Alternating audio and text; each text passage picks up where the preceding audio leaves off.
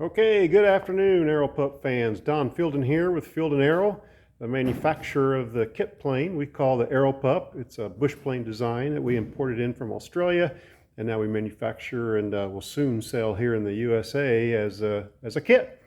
Awesome airplane. What I want to do today is give an update on where we're at with building of the demo model of the Aeropup USA. We're getting awfully close to completion here. Probably within about 3 months we'll be in the air, if not sooner. What I wanted to go over today is the fuel system for this particular version of the Aeropup. Now this aircraft, the demo aircraft, is powered by the UL 350 IS engine. It's a 130 horsepower motor from UL Power. Way more engine than we need for this class of airplane. But we're going to be entering some short takeoff and landing contests to demonstrate the true capability of the bush qualities of this airplane. So we're going with a good size engine here. This particular engine, it's a fuel injected engine.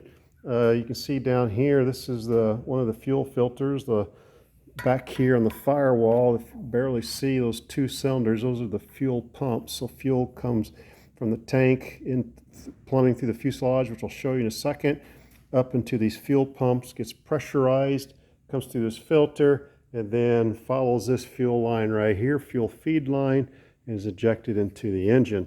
Any of the fuel that's not injected into the cylinders is then returned back to the tank via this fuel line right here. So this is a dual line fuel system. Dual line meaning we have a fuel feed line as well as a fuel return line back to the tank. So you'll see that in the plumbing here in the fuselage. Up here at the wing root, we haven't completed that interface yet, but this is the end of the aluminum fuel line, and we'll have an interface into the fuel tank such that you can fold the wing without disconnecting any of the fuel lines. We've got Aviation Composites manufacturing the fuel tanks for us, so hopefully they're almost done with those.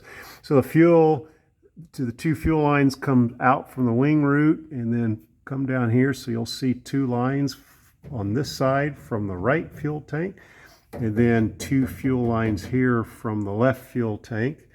These come on down, and then they follow the contour of the fuselage structure and drop down and then feed a set of fuel lines. Again, these are the fuel lines from the right tank, and these are the fuel lines from the left tank.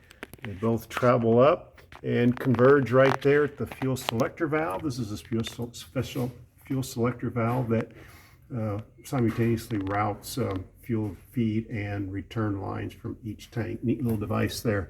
Out of the fuel selector valve, the top line here is the fuel feed line. It goes through the firewall and then connects to the fuel pumps that you saw earlier in the video, and then the fuel return line from the engine connects this pipe here through the firewall and travels up here to the valve and is routed to the appropriate tank depending on the setting you have on the fuel selector valve. So as you can see, neat little system there, slightly complex only because we have to accommodate for the fuel return line, but otherwise it's pretty straightforward installation.